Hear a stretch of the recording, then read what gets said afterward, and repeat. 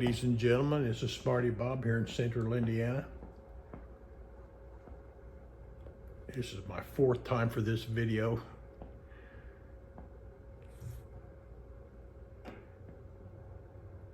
Got lots of interruptions.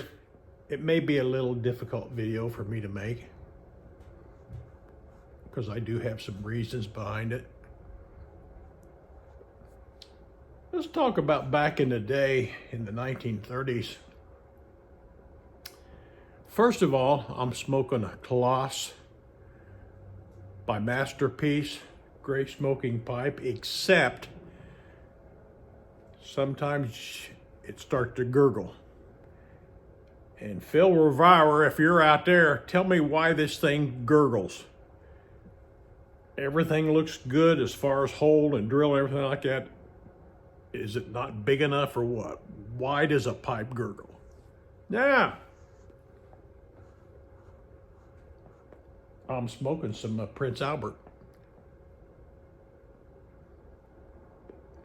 Back in the 1930s, there was when people did not have TV and everybody sat around and listened to the radio, got their news and entertainment by listening to the radio. A guy broadcast what was now called the War of the Worlds. And it was a guy that acted like he was out on the street and space aliens had invaded the world and they was gobbling up people and people were panicking, and it was really broadcast like it really happened. This caused the audience, the people at home, to panic, and they did all kinds of crazy things, and I'm not going to go into it, but it did cause a panic. People decided something needed to be done, so they called on the FCC, a government agency, to look into the problem. The FCC said that the broadcast was irresponsible and they should have let people know prior to the broadcast it was for entertainment only, and maybe even one or two times through the broadcast it was for entertainment only. Fast forward a few years into the 1970s, I think it was, may have been 60s, when a guy was in a crowded theater and there was a kind of a pause in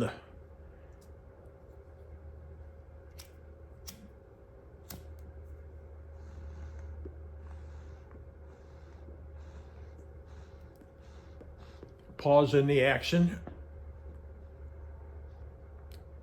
and he got up and yelled, "Fire! Fire!"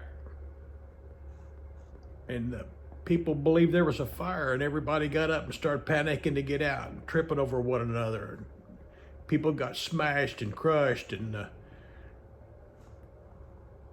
I don't recall whether there was any deaths or not, and that's not the point. He was charged for creating a public riot,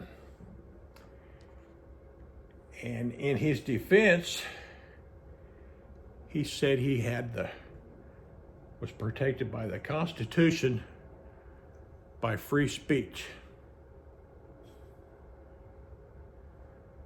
Phil Revere, why am I getting gurgle? Why is this pipe gurgling?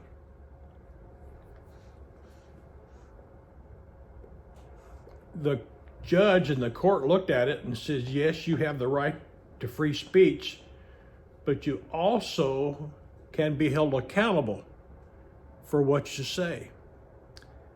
If you yell fire in a crowded theater and there is no fire and people suffer damage, you're responsible.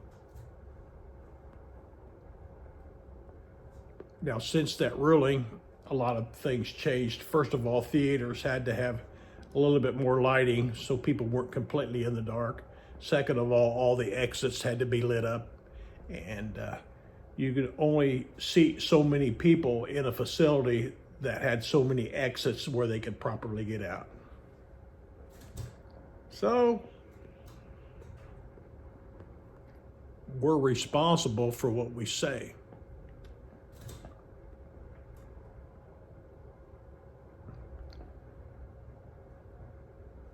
Just wanted to share that with you. I know what I said. Part of it will go over the heads of a lot of people. They won't understand why Smarty Bob's talking about these 2 court cases. Some of you will get it and say, well, it doesn't apply to me.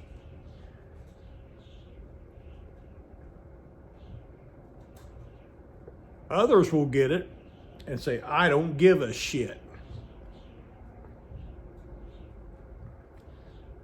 But if one of us get it and realize that you may have been guilty of yelling fire in the theater when there really wasn't any fire, and you're willing to accept responsibility for your actions, then Smarty Bob accomplished his objective. Yesterday was just a memory. We had a wonderful day yesterday, a terrible day yesterday. Some people died yesterday that didn't have to because somebody yelled fire in the theater.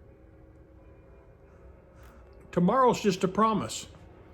I hope your tomorrow is filled with blessings and wonderful things and good pipes and good tobacco.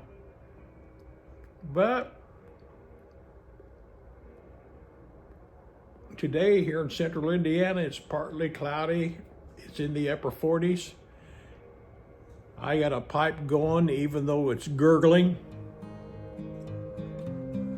You all have a good day. And now